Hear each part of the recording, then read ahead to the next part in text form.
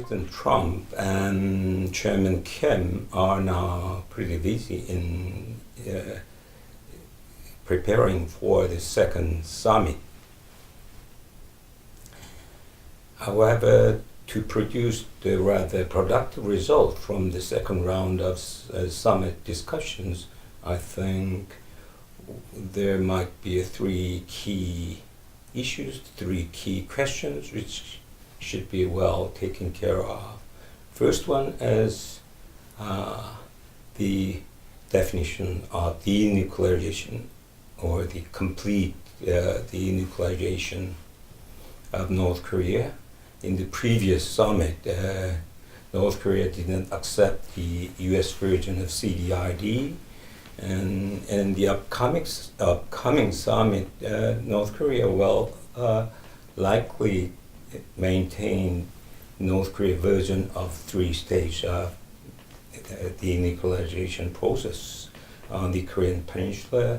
The first stage will be the unilateral trust-building process. Second will be a kind of step-by-step, simultaneous exchange process of the partial reduction of North Korean stockpiles, and also the building up the North Korean version of peace regime on the Korean Peninsula. And the final stage of denuclearization, it might be a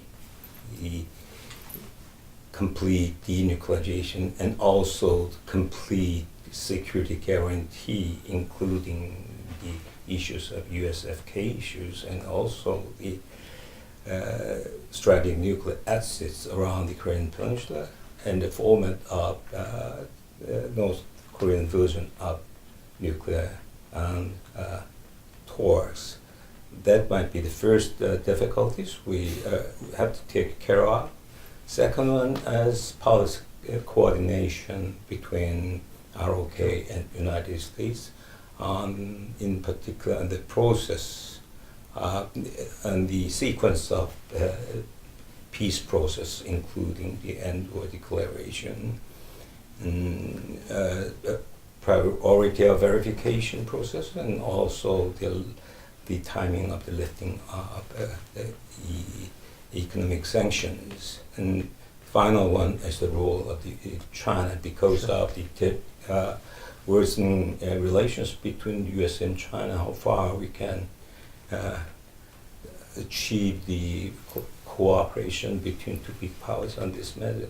How do you assess those kind of three difficult stumbling blocks for the upcoming summit? How do you forecast?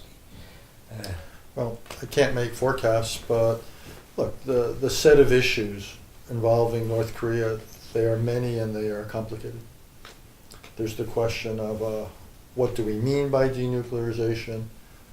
There's the question of whether we agree on it now and then implement it in stages, or do we only agree on the first stage now and then we think about a second or third stage?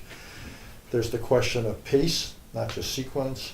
Do we do it over the course of 1 year, 5 years, 10 years? There's the question of what else? Denuclearization isn't everything. There's artillery. There's other issues. There's the question of what do you do in exchange for denuclearization and other steps? What kind of economic benefits would flow to North Korea? There's obviously questions of verification. So I think it's enormously complicated, and I'm frankly skeptical that we will be able to work all these. On this specific second round of summit. Well, again, there can be a second round summit, but there's, I would think, zero chance that we could resolve all the issues you have raised or I have just talked about. No chance at all. And even if I'm wrong, and many of them could be resolved at the political level, implementing them would be extraordinarily difficult. I think all of this, getting to your second point, will place real pressure on the U.S.-ROK relationship. I think there's a real danger that the two governments could have different priorities, a different sense of urgency, a different sense of alternatives, of sequencing. So making sure the United States and South Korea stay close to one another, making sure the alliance does not become weaker as a result of this process needs to be a real priority, and I think it won't be easy. And coming to your last point, this is now taking place in the context of a deteriorating U.S.-Chinese relationship. Mm-hmm. And the United States is going to have to decide how important is trying to get the Chinese to cooperate on the Korean issues, as opposed to the United States pressing China on trade issues or other concerns. And China's going to have to decide how important is it to satisfy the United States on the Korean Peninsula, given everything else China is concerned about, from Taiwan to the South China Sea, to its economic relationships and interests. So again, I think the deterioration in U.S.-Chinese relations probably is a complicating factor. Mm-hmm. But even if that is not true, this is inherently extraordinarily complex simply because of all the considerations and the fact and how difficult it will be for the United States and South Korea on one hand to agree, and then to get North Korea and China to agree. There's a lot of moving parts and there's a lot of players. So this is a tough diplomatic process. In the process of South-North Korean talks during the several occasions, our government is beginning to have a little bit optimistic interpretation of North Korean use of languages, or I heard that. Their own explanation of new policy. On the other hand, from the U.S. side, it is a little bit early to interpret it in that way. It's a kind of mixture of old and new way. My feeling on that is not to focus on that. Some people will look at North Korea's language or the fact that Kim Jong-un is doing certain things, and they'll see positive signals in that. Other people will be skeptical. My view is it's impossible to know. So let's develop a diplomatic process where we learn the answer. Let's test North Korea in various ways. So we could spend weeks, months, or years debating North Korean intentions, whether they're sincere. I have my views, you may have yours, President Moon Jae-in has his, President Trump has his. We can't know. Indeed, I don't know if Kim Jong-un knows all the answers to those questions, and even if he has an answer today, he may change his mind tomorrow, which is why in diplomacy we shouldn't focus on what we think North Korea's intentions are. What we should do is design a process and implement a process where North Korea gets tested. And what we have to decide, we in the United States and South Korea, is what is it we ask of North Korea? And what is it we are prepared to offer them in exchange? That's the real issue. We will then find the answer to your question. Whether there's those, to be honest, there's those who say Kim Jong-un is prepared to give up his nuclear weapons and reduce the conventional military threat. There's because he so wants economic help. There's other people who say no. He just wants to weaken the U.S.-South Korean relationship. He'll never give up the nuclear weapons. He may do a little bit, but what he really wants is the economic help and keep his nuclear weapons. I don't know the answer. I have my own predictions. What matters is not what I predict, not what you predict, not what anybody else predicts. We should design a diplomatic process where we learn the answers, and we give Kim Jong-un a choice. If you are prepared to do this, here's how you will benefit. If you are not prepared to do this, however, here's the price you will pay, and that is what we need to design. One final question on the Korean issues. It is rather widely well known that there is a clear gap between the current government's position on the North Korean nuclear issues and the I'm sorry, which government? current Trump government and the basic analysis of major think tanks and expert in North Korean issues. Mhm. How do you assess those kind of very deep gap between those basic positions, and will there likely be any chances to narrowing down such kind of? Look, my guess is there's gaps within the Trump administration. The president is quite optimistic, both about what he has already accomplished, what he believes he has heard from Kim Jong-un, the commitments he believes he has received. My own sense is several people in the administration are at least as skeptical as I am. And again, what matters is how we test North Korea. And I think if I'm right, if the skeptics are right, and North Korea is not prepared, for example, to make, to denuclearize or to deal with the conventional military threat, then I think Mr. Trump and his administration will have a big decision to make, which is what does the United States do then? That will also be a big decision for President Moon Jae-in. How does South Korea react if North Korea turns out to be insincere? It's quite possible that Kim Jong-un is willing to do some things, to give up this nuclear facility or that, but not to give up everything. And he wants all sorts of economic benefits. Well, what do we do then? That's why I think this will be a very demanding and difficult time for the U.S.-South Korea relationship, because we could well face that situation where we don't get everything we want, and then we're going to have to decide what to do. History would suggest that's where we are going to be sooner than later. We have to clarify the basic nature of U.S. Trump's versus Xi Jinping China, at least at this moment or in the near futures.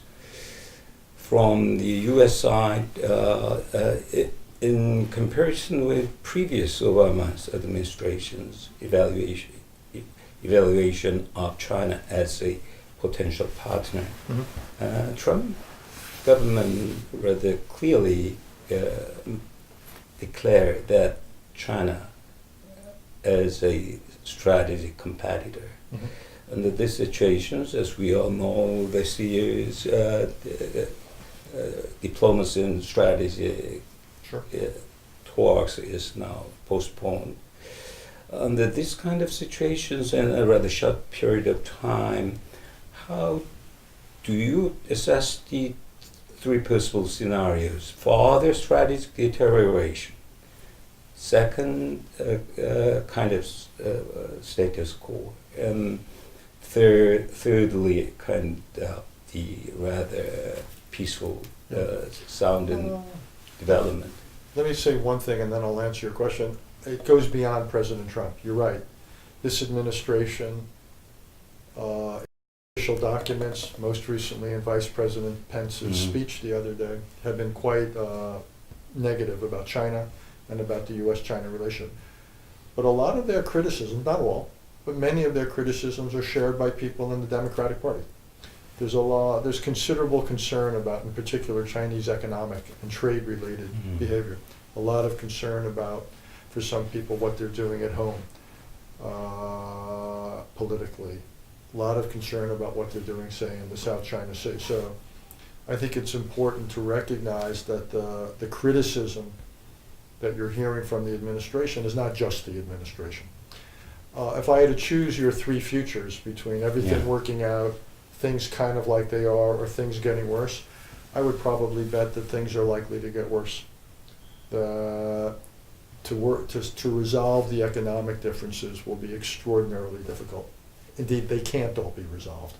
And the question is, what then? If we can improve some areas of the economic relationship, reduce some of the friction but not others, is that good enough? Is that something the United States would accept? I think that's a question.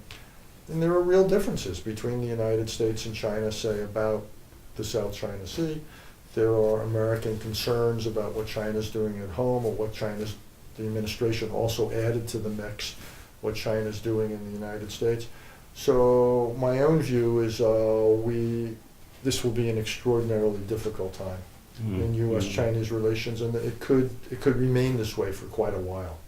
I don't think this is just a short-term problem. I think this is more of a structural problem. From my point of view, it is very clear China understands the still huge gap of a power imbalance between China and the United States. In that sense, well, they are trying to maintain their own current position of Chinese version of new type of big power relations between two big powers. I hear what you're saying. China may be pursuing that. What I think they're hearing from the United States is what has unfolded in recent years is not acceptable, certainly to the Trump administration and to many Americans. If that is the new type of great power relationship China wants, the United States is not willing to sign on to it. So I think the United States and China have yet to come up with a formula for a new type of great power relationship that's mutually acceptable. I think that's where we are. One more thing I'd like to share the views on the future of U.S.-China relations, in particular after 19th Party Congress. China is talking about very much about two centenary goals, although they already talked about in the previous 18th Party Congress. Because of that, they are talking about 2020, 2035, 2050s. I mean, the goal of the... For instance, in the goal of 2050s, what they are thinking about is that in that period, they might possibly reach the economic level of roughly 30,000 per capita income. It means 50 trillions, and also it can be roughly the 1 trillion military expenditures. And at the same time, it is very much a little bit more than the U.S. Size of the GDP and military expenditure. If that kind of situation you might think about, what kind of the future architecture we can think about in the Asia Pacific? The answer is a couple of things. First, China can have its goals. Doesn't mean they will necessarily meet them. It is very difficult to achieve that kind of goal. Well, I mean, it's just impossible to know. Who knows whether China will have 30 years of political stability at home. Mm-hmm. Who knows what will happen with new technologies. Mm-hmm. Just too many uncertainties.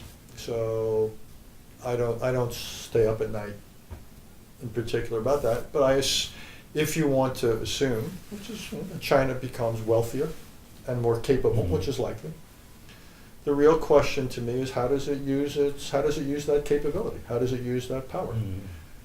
How does China come to define success for itself? What is China's strategic ambitions? How is it prepared to go about translating those ambitions or goals into reality? That's what matters to me. And I don't think we know the answer to that. I'm not sure the Chinese know the answer to that. But that's what I want to talk about. And depending upon, clearly the United States has an interest, as does South Korea, as do other countries, about how China comes to define success and how China goes about that. What's the role of military force? What's the role of economic power? And so forth. What kind of commitment does China make to regional and global institutions? There's a lot of basic questions. What kind of a great power will China be, to put it bluntly? And I don't think we know the answer. We want to encourage it to act in certain ways with restraint and so forth. But we'll see. And if China becomes a great power that wants to change the international order in certain ways, this could be a very difficult period of history. If China, however, is willing to act with certain restraint and accept certain positions of others, this could be, as they would often say, win-win. But I think it's, again, when I used to work in government, I used to say I'm not the head of policy predicting, I'm the head of policy planning. So I can't predict what China will do. All I can do is plan for it. To borrow your concepts, it means that even if we assume the possible growth of the economic and military strength, China will not be very much prepared for the pursuit of World Order 2.0 as a new operating system? I don't know. I mean, the whole idea of World Order 2.0, when I developed it, is that countries accept certain responsibilities and obligations beyond a narrow national conception of self-interest. And Mr. Trump does not agree with me, obviously. When I wrote the book, I didn't expect the United States would have as its president somebody who disagreed for the most part. I thought the rest of the world would be the problem. But turns out, at least for now, the United States is not interested in such a larger role. But I'm not sure the rest of the world is either. And I think for China in particular is a big question mark. Will China as a major power be generous to others? Will it often put its own self-interest second and put the self-interest of the regional or international order first? The United States did that repeatedly after World War II. We did it at times after the Cold War. We've also made mistakes. I'm not saying we're perfect. We've made big mistakes. But I think the United States in general has acted in ways that others did not fear American power. People, for the most part, others did not fear American primacy. With China, we don't know how it will act. And again, I think that's one of the questions of the next few decades. Again, is how does China come to use the power that is likely to come into its hands? As on your trademark of World Order 2.0 and future of American foreign policy, instead of asking such questions of your evaluation on current Trump policies, I would rather hear your assessment, the possibility of the future U.S. policy in a little bit longer term, which can fulfill your suggestion of World Order 2.0 as a new operating system for the century. Well, again, the United States, two things. The U.S. cannot bring about a new operating system in the world by itself. Others have to want to participate. Secondly, I don't know to what extent the United States will advocate for a new world operating system. Just because I advocate for it doesn't mean my government advocates for it. And clearly Mr. Trump is not particularly interested. He hasn't shown a lot of interest in reforming the WTO.